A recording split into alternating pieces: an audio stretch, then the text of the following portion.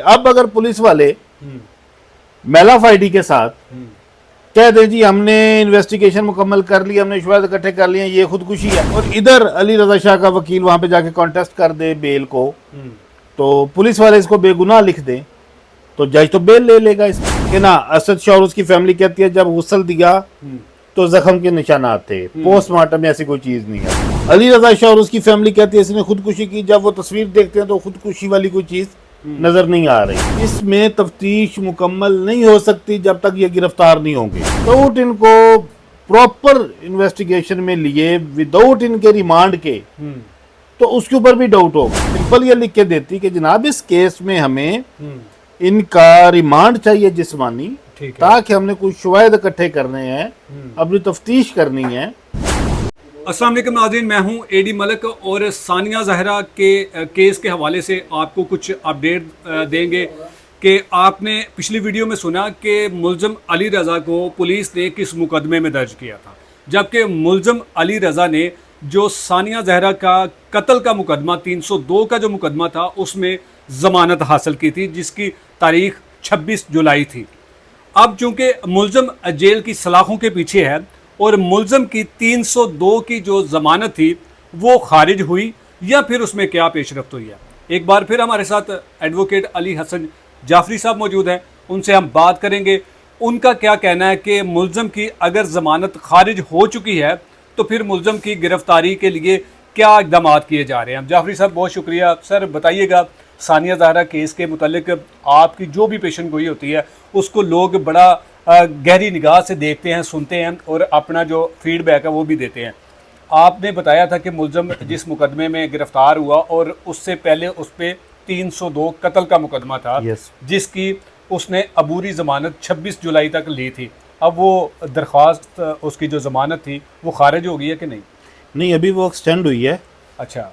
क्योंकि इसमें उसकी दूसरी फैमिली ने भी जमानत ले रखी है। ठीक है। तो सम टाइम जो बुरी जमानत होती है उसका तरीकाकार ये होता है कि पुलिस वाले जब इन्वेस्टिगेशन मुकम्मल कर लेते हैं, ठीक है, मोस्टली कि जी तफ्तीश हमारी मुकम्मल है, उसके बाद जज उसको डिसाइड करते हैं आमतौर पे। लेकिन मैं पहले दिन से कह रहा हूँ ये केस वो नहीं है। अच्छा।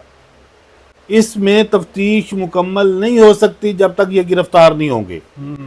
ये केस इस नोयत का है कि अगर पुलिस वाला कोई फाइंडिंग ऐसी दे देता है कि वो इनको गुनहगार लिख देता है, ठीक है, विदाउट इनको प्रॉपर इन्वेस्टिगेशन में लिए, विदाउट इनके रिमांड के, तो उसके ऊपर भी डाउट होगा, क्योंकि ये केस कंट्रोवर्शियल हो चुका है। यह वो आम नोयत का केस नहीं रहा। उसी बिहाफ के ऊपर इन्होंने, जिस तरह इमरान खान साहब का भी आपने देखा होगा कि कुछ केसेस में वो जेल में होते हुए उनकी बेल एक्सटेंड हुई है, लेकिन वो केसेस हो रहे हैं, ये केस हो रहा है। ठीक है। इसमें एक्सटेंड नहीं होनी चाहिए थी। अच्छा। जब एक बंदा गिरफ्तार है, पुलिस सिंपल ये लिख के देती कि जनाब इस केस में हमें इनका रिमांड चाहिए जिस्मानी, ताकि हमने कुछ शवाहिद इकट्ठे करने हैं, अपनी तफ्तीश करनी है। ठीक है, उसके बाद फिर जो है वो इसकी जो भी हम फाइंडिंग है वो करेंगे। अब अगर पुलिस वाले मेलाफ आईडी के साथ कह दें जी हमने इन्वेस्टिगेशन मुकम्मल कर ली, हमने शवाहिद इकट्ठे कर लिए, ये खुदकुशी है, और इधर अली रजा शाह का वकील वहां पे जाके कॉन्टेस्ट कर दे बेल को, तो पुलिस वाले इसको बेगुनाह लिख दें तो जज तो बेल ले लेगा इसकी। बिल्कुल ठीक है ना। एट बेल स्टेज जज क्या देखते हैं? इन्वेस्टिगेशन। ये मैं आपको एक रूटीन का एक तरीकाकार बता रहा हूँ। ठीक है। लिहाजा जिस तरह पहले भी मैंने एक दफा कहा कि चीजें मैनेज हैं, चीजें मैनेज होंगी, तो इस तरह की चीज नहीं होनी चाहिए। आपने कहा जी कुछ चीजें मैनेज हैं, मैनेज होंगी, तो ये जो मैनेजमेंट किया जा रहा है और इस केस को जो मैनेज किया जा रहा है, ये आप किस हवाले से कह रहे हैं और किस किस्म की मैनेजिंग हो रही है? देखे ना, असद शाह और उसकी फैमिली कहती है जब गुस्ल दिया तो जख्म के निशानात थे, पोस्टमार्टम में ऐसी कोई चीज नहीं आई। ठीक है, ठीक हो गया। फिर जो अली रजा शाह और उसकी फैमिली कहती है इसने खुदकुशी की, जब वो तस्वीर देखते हैं तो खुदकुशी वाली कोई चीज नजर नहीं आ रही। बिल्कुल, कुछ ना कुछ तो है जो छुपा हुआ है। एडी मलिक साहब, हाँ बिल्कुल, ये चीज। अब एक तरफ का देखे ना, असद शाह भी कोई हमारा रिश्तेदार तो नहीं है। बिल्कुल नहीं है। हम तो आवाज उठा रहे हैं उस बच्ची के लिए, बिल्कुल, जिसकी जान गई। अब असद शाह की तरफ से उसका जबड़ा टूटा था, जुबान कटी थी, वो नजर नहीं आ रहा। हमारा ये तरीकाकार नहीं है। हमें समटाइम लोग इस बात के ऊपर आपको और मुझे स्पेशली तनकीद भी करते हैं। हम बात सीधी करते हैं, किसी को अच्छी लगे बुरी लगे। बिल्कुल। अगर जुबान कटी होती, जबड़ा टूटा होता, इस तरह की कोई इंजरीज होती तो लाजमी ब्लीडिंग हो रही होती। लेकिन सर मैंने जब असद अब्बास शाह साहब का इंटरव्यू किया था तो उनका ये कहना था कि मेरे पास कुछ तस्वीरें मौजूद हैं जो कि सोशल मीडिया उसको एक्सेप्ट नहीं कर सकता, वो उसके मैं बड़े बड़े जो पोस्टर है वो बनाऊंगा और मैं लोगों को दिखाऊंगा। क्यों नहीं एक्सेप्ट कर सकता? आप सोशल मीडिया वाले हों या मेन स्ट्रीम मीडिया वाले हों, तब तक आप इंटरफेयर नहीं कर सकते किसी भी मामले में जब तक आपको पार्टीज या फैमिलीज खुद अलाउ ना करें। बिल्कुल। अगर कुछ ऐसी चीजें हैं तो वो लेके आनी चाहिए उसको, दिखानी इवन पुलिस को दे ना। जी जी। जब कब्र कुशाई हुई, मैजिस्ट्रेट मौके पे मौजूद होता है, ऐसे ही है। फिर जब पोस्टमार्टम होता है, पुलिस ऑफिशियल्स जो होते हैं वो पास होते हैं, डॉक्टर्स होते हैं, वो एक एक चीज लिखते हैं। लेकिन सर पोस्टमार्टम या जो कब्र कशाई है वो तो असद अब्बास शाह साहब को तो पता ही नहीं था कि मेरी बेटी की कब्र कशाई हुई है, ना उन्होंने दरख्वास्त दी है, ना उन्होंने कहा। और ये कैसे जो है वो एक एप्लीकेशन आती है और उसकी कब्र कशाई होती है और पोस्टमार्टम हो जाता है। देखिए, जो भी मशकूक मौत होगी उसके ऊपर अगर कोई करीबी अजीज रिश्तेदार या इवन पुलिस खुद चाहे तो वो ये दरख्वास्त दे सकती है और उसके ऊपर प्रोसीड भी होता है। बात वो नहीं है। बात जो मैं कर रहा था, तफ्तीश वाहिद सोर्स है बिल्कुल इस सारे मामले को, इस सारी गुत्थी को सुलझाने के लिए, क्योंकि चीजें दोनों तरफ से इसमें एडलेस की जा रही हैं। असद शाह की तरफ से थोड़ा सा बढ़ाया जा रहा है, दूसरी तरफ से उसको जीरो किया जा रहा है। अच्छा, मामला सारा इन बिटवीन है। ठीक है। मौत तो हुई है, बिल्कुल वो तो हुई है, और बज़ाहिर खुदकुशी नहीं लग रही। असद शाह कहता है कि बड़ा ब्रूटली इसको इंजर्ड किया गया, वो भी नजर नहीं आ रहा। अब दरमियान में एक चीज है कि उसकी मौत कैसे हुई, बिल्कुल वो एनालिसिस कैसे होगा, कोई भी क्यास लगा के तो नहीं कर सकता एडी मलिक साहब। जब तक ये सारे लोग जो उस वक्त घर में मौजूद थे, इनका फिजिकल रिमांड नहीं होगा, जब तक पुलिस इनसे बाकायदा तफ्तीश नहीं करेगी, जब तक पुलिस खुफिया तफ्तीश नहीं करेगी पूरे मोहल्ला से जाके, बिल्कुल ठीक है, तब तक इस मामले की गुत्थी नहीं सुलझती नजर आ रही। और इस वक्त मैं एक चीज कह दूं, मुझे अप्रीहेंशन है असद शाह साहब, आपके लिए ये एक अलार्मिंग चीज है कि अपने केस का पहरा दें पूरा। बिल्कुल, ये ना हो कि बाहर से चीजें मैनेज हो जाएं, वो पुलिस को बयान दें, पुलिस आईओ जो है वो जाके इधर उधर दो चार मार के तो कह दे जनाब इसमें तो कुछ भी नहीं साबित हो रहा जनाब, तो ये मुल्जमान तो बेगुनाह है। जिस तरह शुरू में हुआ है, मुल्जमान को गिरफ्तार किया और पुलिस ने छोड़ दिया। लिहाजा आप, मैंने लास्ट टाइम भी कहा था, इन्वेस्टिगेशन तब्दील करवाएं।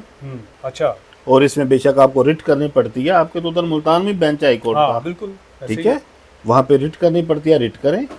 और कम अज कम एसपी लेवल का ऑफिसर आपके केस की तफ्तीश करे और इसमें इनकी जो बुरी जमानतें हैं वो हर हाल में खारिज करवाएं। और पुलिस वाले स्ट्रेट वे कहें जज को कि जी जब तक इनकी जमानतें खारिज नहीं होती हम तफ्तीश नहीं कर सकते। अच्छा जाफरी साहब, आपने कहा कि जी आपके ज़राए ने कुछ ऐसी बातें या कुछ ऐसी खबरें आप तक पहुंचाई हैं कि आने वाले कुछ दिनों में कुछ मुल्जमान की तरफ से भी कोई प्रोपोगंडा शुरू किया जाने वाला है, या हो सकता है कि वो प्रोपोगंडा बना दिया गया हो और एक आधे दिन में वो सामने आ कुछ जाए। मीडिया के दोस्तों ने मेरे साथ रब्ता किया था, मैंने तो उनको रिफ्यूज़ किया कि मैं इस केस के ऊपर बात नहीं करूंगा, आपके साथ तो मेरा एक ताल्लुक इस तरह का है कि मैं बात कर लेता हूँ जी। तो उन्होंने मुझे कहा कि दूसरी तरफ से भी अप्रोच किया जा रहा है। अच्छा, कुछ लोगों को और कहा जा रहा है कि हम कुछ सवाल आपको देंगे, आप उसके अकॉर्डिंगली इंटरव्यूज करें, और असद शाह साहब इसके लिए भी तैयार रहिएगा। बिल्कुल, उधर से भी अब अटैक होना है आपके ऊपर और सोशल मीडिया के जरिए ही होना है। ऐसे ही। तो जाफरी साहब, आप यकीनन बड़ी जो है वो गहरी बातें करते हैं हर तरह के केसेस के हवाले से, ख़ुसूसन इस तरह के जो क्रिमिनल केसेस होते हैं, क्योंकि आपकी प्रैक्टिस यहाँ पे हाई कोर्ट हो गई या लोअर कोर्ट्स में चलती रहती हैं, कुछ ऐसे ट्रायल्स केसेस में आप एफर्ट कर रहे हैं, मैं देखता रहता हूँ। आप इस केस में, क्योंकि ये एक कौम की बच्ची है, ये सिर्फ असद अब्बास शाह की बच्ची नहीं थी जिसके साथ ये जुल्म हुआ है, आप असद शाह साहब को या उस बच्ची को इंसाफ दिलाने के लिए आप उनकी क्या मदद कर सकते हैं, जो आप समझते हो कि अगर आपकी कोई जिम्मेदारी लगाई जा सके तो वो क्या होनी चाहिए? देखिए जी, हम तो दुआ कर सकते हैं और जो चीज़ें हम महसूस कर रहे हैं, देख रहे हैं, जो थोड़ा बहुत तजर्बा है, उसके अकॉर्डिंगली वो हम कह रहे हैं, लोगों को भी बता रहे हैं, ठीक है। अपने खदशात का इजहार भी कर सकते हैं।